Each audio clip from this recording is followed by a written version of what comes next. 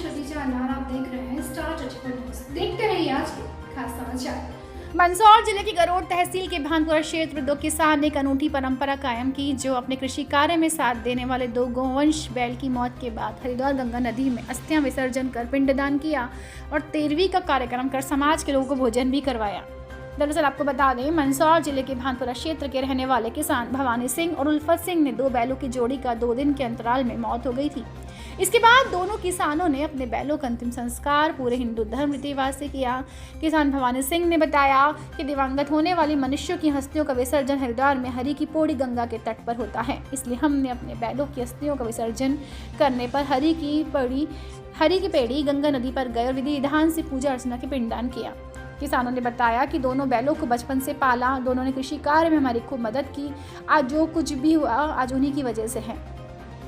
हम कभी भी इन दोनों बैलों का ऋण कभी नहीं उतार पाएंगे। आज दिनांक 26 दिसंबर 2023 को त्रयोदशी संस्कार भी किया गया।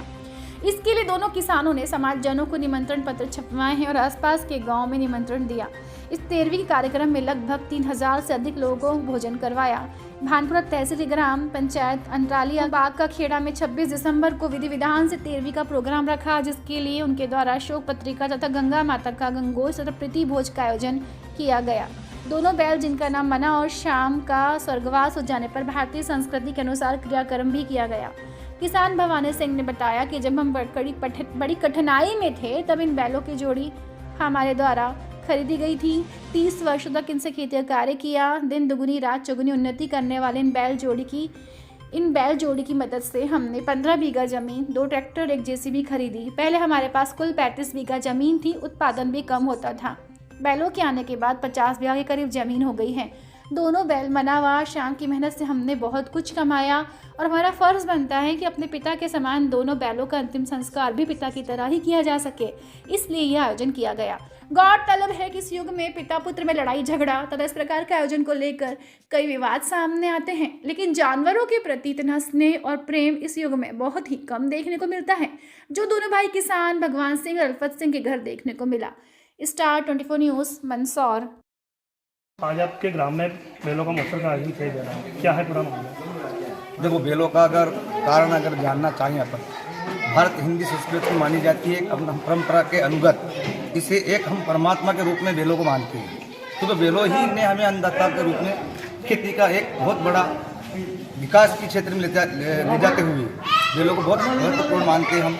और बैलों की वजह से ही आज किसान लगभग ये टेक्नोलॉजी जो ट्रैक्टर की आई, ये बैलों की ही टेक्नोलॉजी है। इसी वजह से हम काश्तकार लगभग बैलों के ऊपर ही निर्भर रहते हैं। कहीं न कहीं त्रुटियां हैं शासन की या गाँव वाले की, बैलों को पालन पोषण नहीं कर पाते हैं।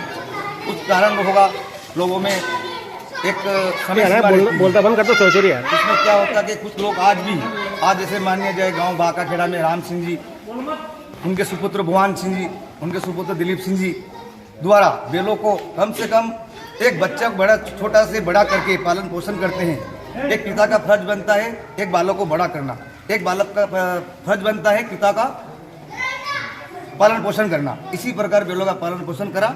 आज बाका खेड़ा में उनका आज कुछ समय पहले देहांत हो गया है। उसी कारण आज बाका खेड़ा में बैलों का कार्यक्रम रखा गया है। एक हमारे हिंदी भाषा में बोले जाए, गांव की भाषा में एक महोत्सव की तरह एक धार्मिक स्थल की तौर पे बैलों को पूजकर आज भंडारा रखा गया है। सभी मेहमानों को बुलाया गया है, आसपास क्षेत्र के लोग भी आए हैं। आज सुबह 8 बजे से 12-1 बजे तक प्रोग्राम चला है। हम दूर से आए हैं, हम भी एक स्वास्थ्य क्षेत्र से आते हैं। हम भी एक गाँव में चर्चा होती है इस विषय पे कि बैलों का महोत्सव कौन करता है। आज के युग में देखा जाए तो एक बेटा अपने बाप का महोत्सव भी नहीं कर पाता है। फिर भी राम सिंह जी को बहुत बहुत धन्यवाद देता हूँ।